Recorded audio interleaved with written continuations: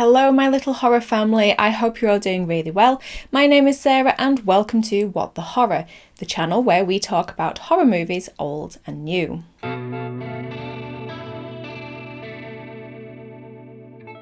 Today we are talking about and taking a deep dive into the 2009 stop-motion animated film Coraline. I know that this is something a little different for the channel. I've not talked about children's films before, well, children's horror.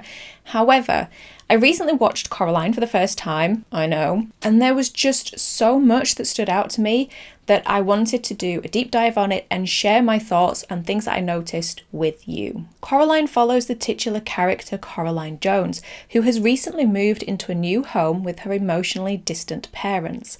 Bored and frustrated with her mundane life, Coraline begins exploring her new home and her eccentric neighbours. One night, Coraline discovers a world hidden behind a small door. This idealised world mirrors her own, except here everything is how Coraline wished her own disappointing world could be.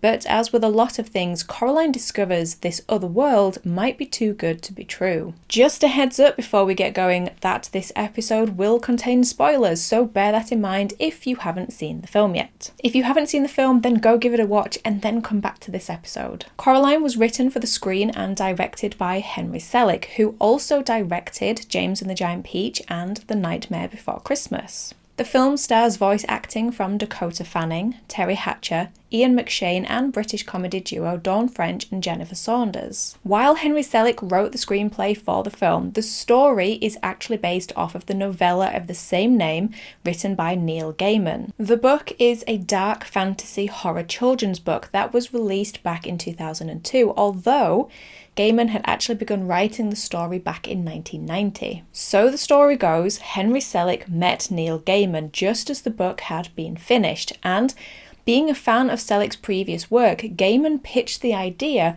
of Selick making a movie adaptation of the book. Selick agreed, but felt that the novella didn't have enough content to make a full feature-length film, so he added in his own additions to the story and new characters such as Wyborn, Wybe, Lovett to flesh it out more. To create the 100-minute long feature film, they used a 140,000 square foot warehouse, 150 sets, 3 3D printing systems and 450 people, including 35 animators and digital designers, and 250 technicians and designers. On average, they were getting between 90 to 100 seconds of finished animated footage a week, and the project took a total of 18 months to make. Coraline was made on a budget of $60 million and went on to make $131 million at the box office, making it the third highest grossing stop-motion film. On release, Coraline was met with very positive reviews from critics and fans alike, and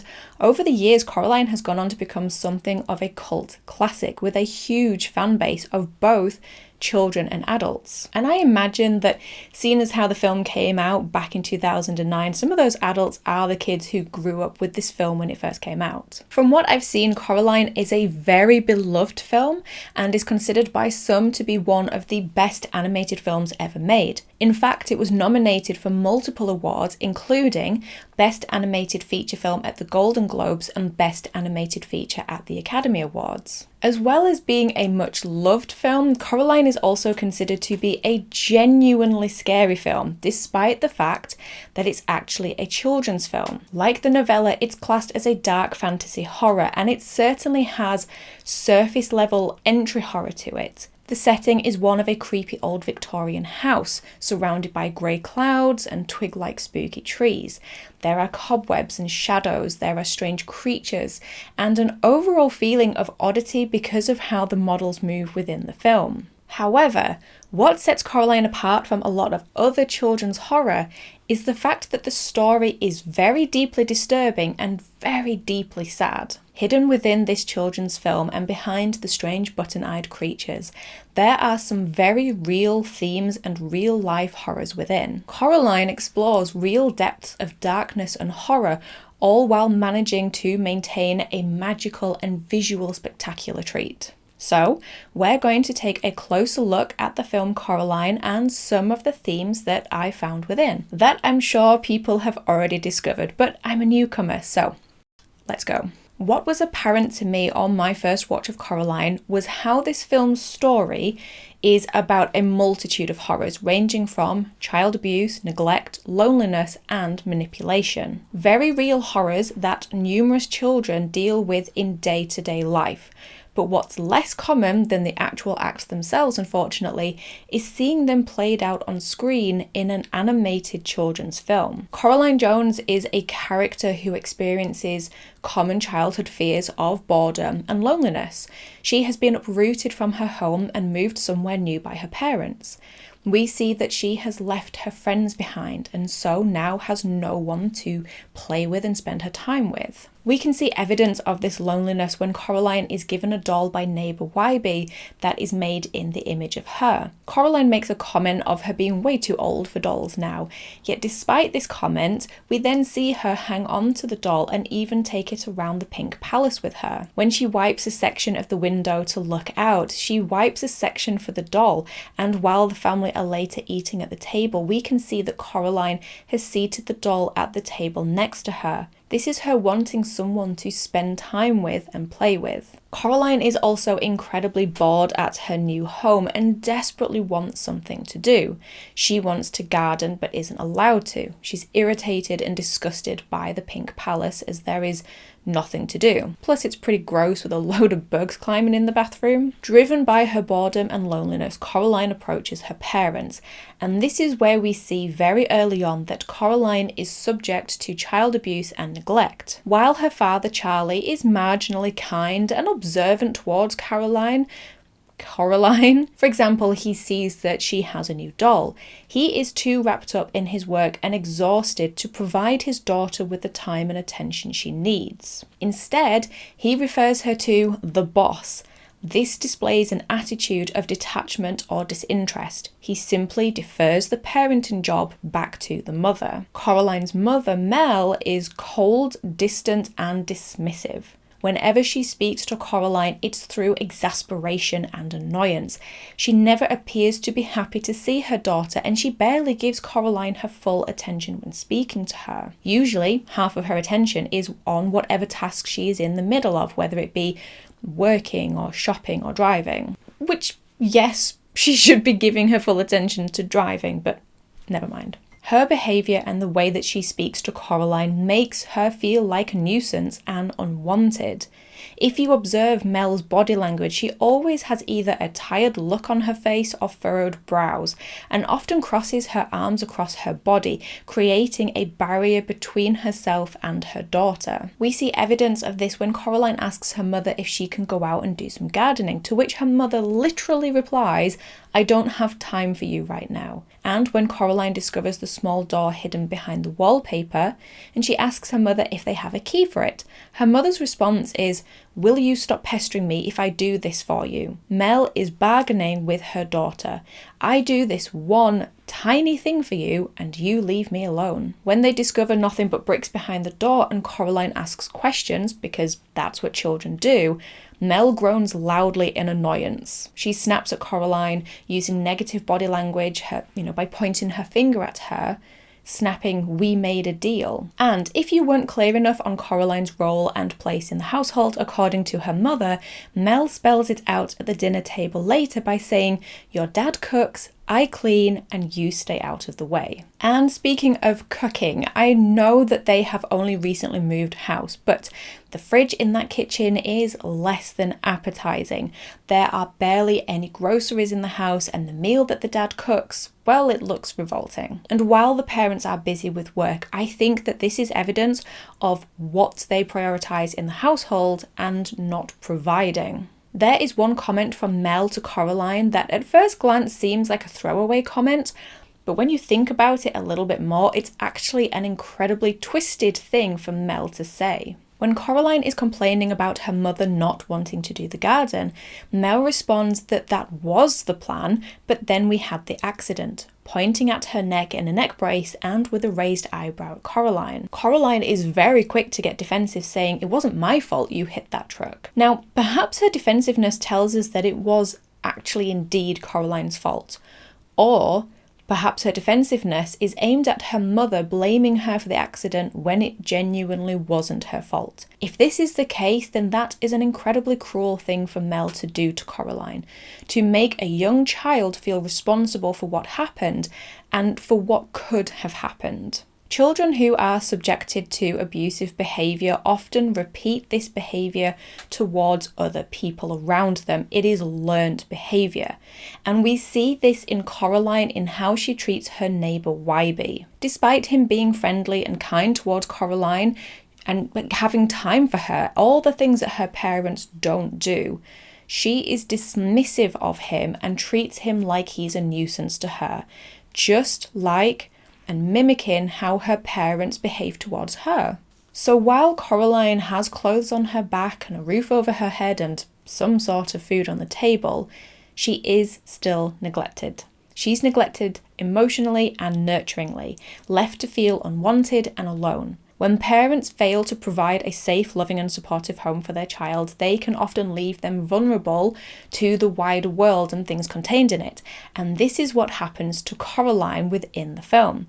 They leave her vulnerable to the manipulations of the film's antagonist, Beldam. Within the film, the main antagonist of the story is a creature called Beldam, a shape-shifting creature who is able to see children who aren't happy and lures them away with treasures, treats and games. Coraline, unhappy and bored with her life, longs for something more, something fun, and for someone to share it with, and Beldam latches onto that and then tries to lure Coraline to stay in the other world. The reason Beldam lures children away into her world is so that she can feed on their lives and restore her strength. Dark, isn't it? Beldam takes the form of Coraline's mother Mel, but calls herself Coraline's other mother.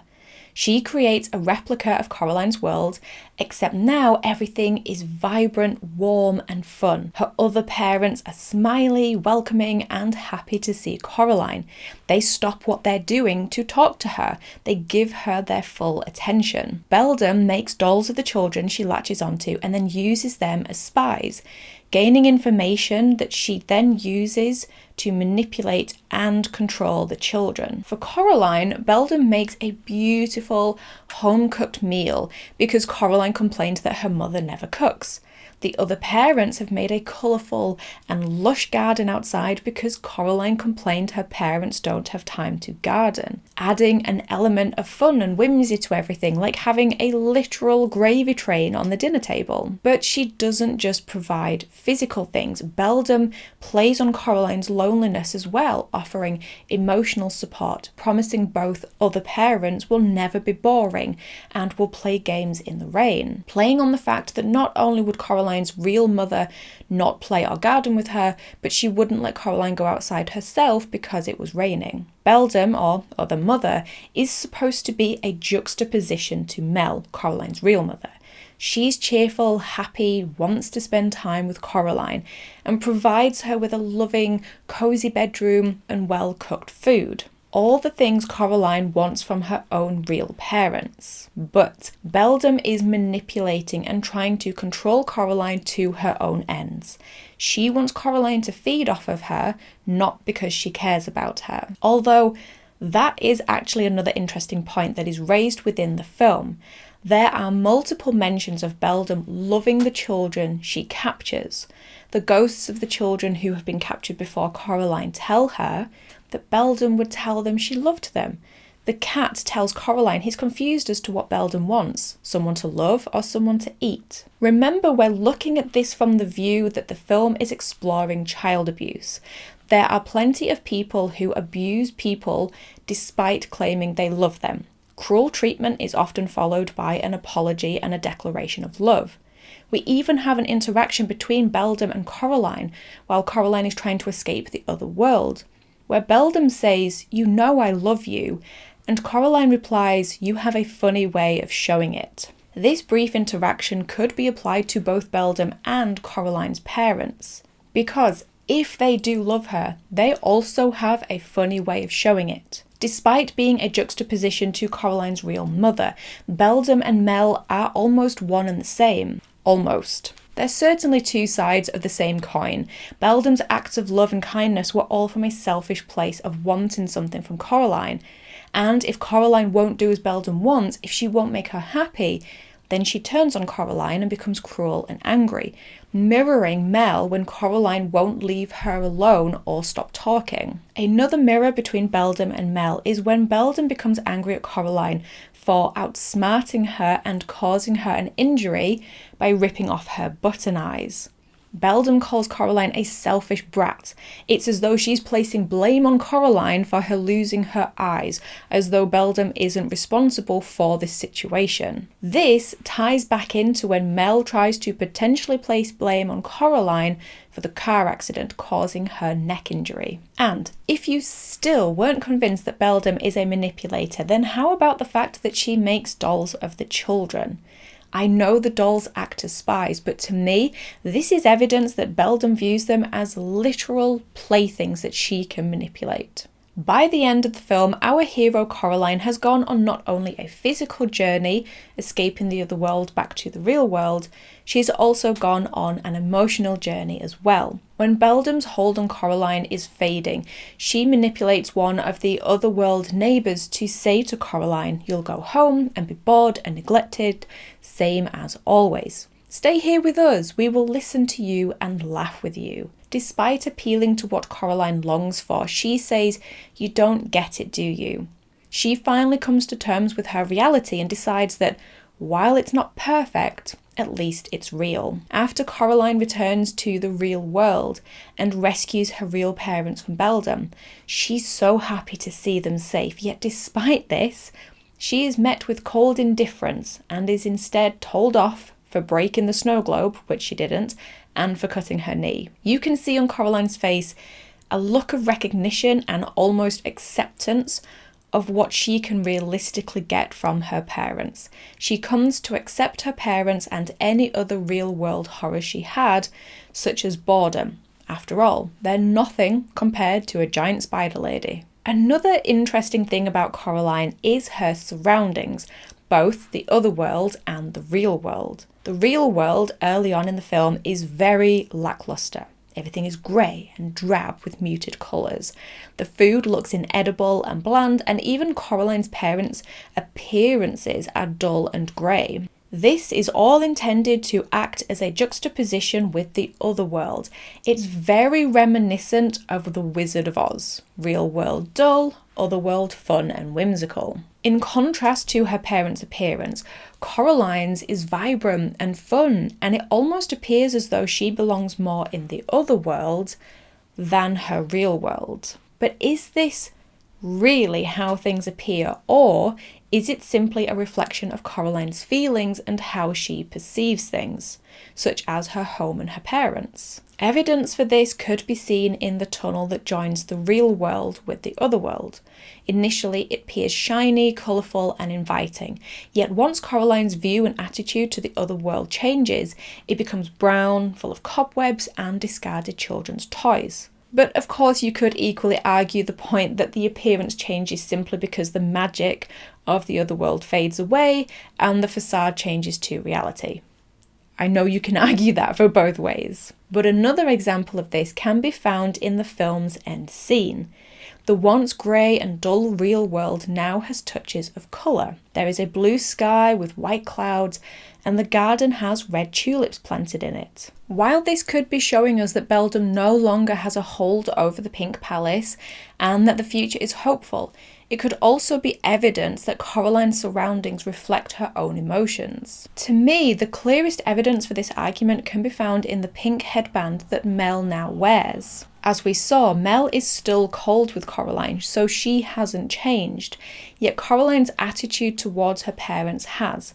She's begun to accept her parents for who they are, and perhaps the pink headband represents this, a softening of Coraline towards her mother. Now, despite everything that we have just talked about, I can't help but wonder if there is actually more going on with Coraline's parents than it first appears. There were too many little bits of information dotted about through the film that I couldn't help but see another potential side to the story. And that is, what if Coraline's parents are struggling with money worries and that is the source of their emotional absence from their daughter? There is evidence dotted about the film that Mel and Charlie do actually care for Coraline. Mel's favourite object is a snow globe that they got from the Detroit Zoo.